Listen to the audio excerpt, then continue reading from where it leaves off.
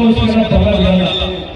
ಆ ಮರ ಫಲ ಬಿಡೋದೇ ಬೇರೆಯವ್ರ ಹಣ್ಣಕ್ಕೆ, ಬೇರೆಯವ್ರ ಹಣ್ಣಕ್ಕೆ.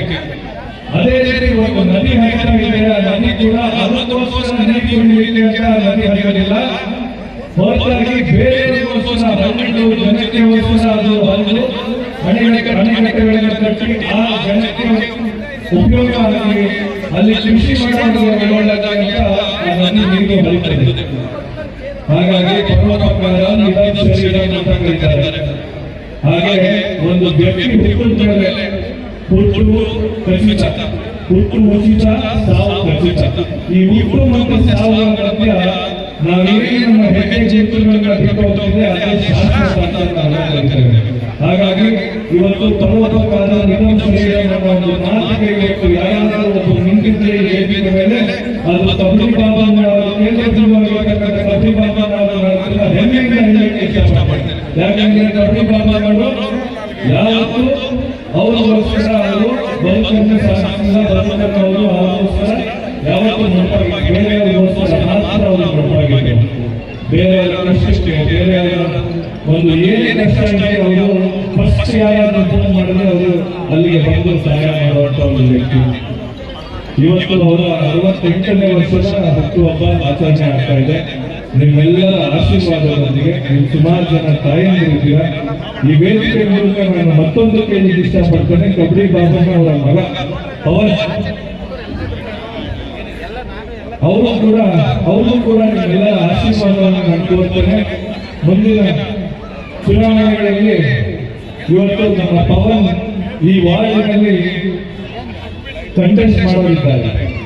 ಅವರು ಕೂಡ ಗೊತ್ತಿದ್ದಾರೆ ನಿಮಗೆಲ್ಲ ಯಾವ ರೀತಿ ಮನೆ ಮಠ ಬಿಟ್ಟು ಏನೇ ಕಷ್ಟ ಆದರೂ ನಿಮ್ಮ ಜೊತೆ ನಿಲ್ಬೇಕು, ನಿಮ್ಮ ಜೊತೆ ಸೇವೆ ಮಾಡಬೇಕು ಅಂತ ಒಂದು ಸೇವೆ ಮನೋಭಾವ ಇಟ್ಕೊಂಡು ಮಾಡಿದ್ದಾರೆ. ಉಪನಿಷತ್ನಲ್ಲಿ ಹೇಳ್ತಾರೆ ಕರ್ಮಣಿ ಜಿಜಿ ವಿಶೇಷ ಸತಂ ಸಮಾಹ ಅಂತ.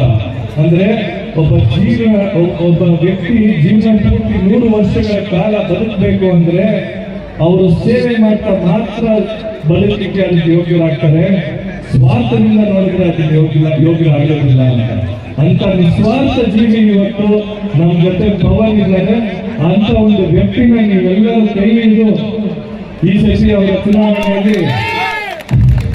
ಚುನಾವಣೆಯಲ್ಲಿ ಜಯಶೀಲ ಮಾಡಬೇಕು ಅಂತ ನನ್ನ ನಿಮ್ಮೆಲ್ಲರ ಮನವಿ. ಹಾಗೆ ಅವರ ತಂದೆಯವರ ಆಶೀರ್ವಾದ ಕೂಡ ಅವರಿಗಿದೆ. ಇವತ್ತು ತಂದೆ ತಾಯಿಯನ್ನ ನಾವು ಎಷ್ಟು ಗೌರವದಿಂದ ನೋಡ್ತಾ ಇರ್ಬೇಕು ಅಂತ ಬೇರೆ ಪಾಠಗಳಲ್ಲಿ ಉಪನಿಷತ್ಗಳೆಲ್ಲ ಹೇಳಿದ್ದಾರೆ. ಹಾಗಾಗಿ ಕಬಡ್ಡಿ ಬಾಬಣ್ಣವರ ಪಾತ್ರ ಇವತ್ತು ಬಹಳ ಮುಖ್ಯವಾದ ಪಾತ್ರ. ಮೊದಲನಷ್ಟೇ ಅಲ್ಲ, ನಮ್ಮಂತ ಎಷ್ಟೋ ಮಕ್ಕಳಿಗೆ ಅವರು ನೆರಳಾಗಿರ್ತಾರೆ, ನಿಮ್ಮಂತ ಎಷ್ಟೋ ಕಾರ್ಯಕರ್ತರಿಗೆ ಅವರು ನೆರಳಾಗಿರ್ತಾರೆ. ಅವರ ಕೈ ದೇಹದಂತೆ ತುಂಬಾ ಶಕ್ತಿಯಾಗಿದೆ ಅಂತ ನಾನು ನಂಬಿದ್ದೇನೆ.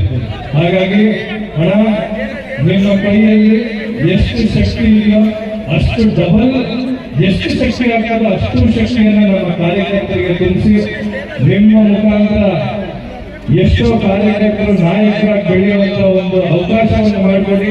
ಯಾಕೆಂದ್ರೆ ಎನ್ ಶ್ರೀನಿವಾಸ ಅವರು ಕಬಡ್ಡಿ ಬಾಬಾನವರು ನಾವು ಜೋಡಿತುಗಳನ್ನ ಕರಿತಾ ಇದ್ದೇವೆ.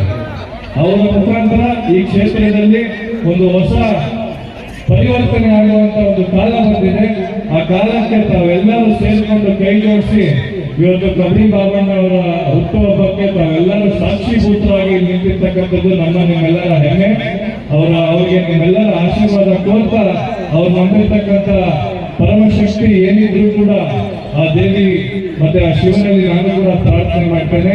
ಅವರಿಗೆ ಸಕಲ ಆಯಸ್ಸು ಸಂಪತ್ತುಗಳನ್ನೆಲ್ಲ ಕೊಟ್ಟು ನಮ್ಮೆಲ್ಲರನ್ನು ಸಾಕುವಂತ ಒಂದು ಶಕ್ತಿ ಕೊಡಿ. ಅವರು ತುಂಬಾ ಕಷ್ಟದಿಂದ ಬೆಳೆದುಕೊಂಡು ಮೇಲೆ ನಿಂತಿದ್ದಾರೆ. ಅವರ ಹಾದಿಗಳು ನಾವು ಅದನ್ನ ಅವರ ಜೀವನಗಳನ್ನು ನಾವು ಹೆಜ್ಜೆಗಳಿಂದ ಗುರುತಿಸಿ ನಾವು ಇವತ್ತು ಪಾಲನೆ ಮಾಡುವಂತದ್ದಾಗಿದೆ.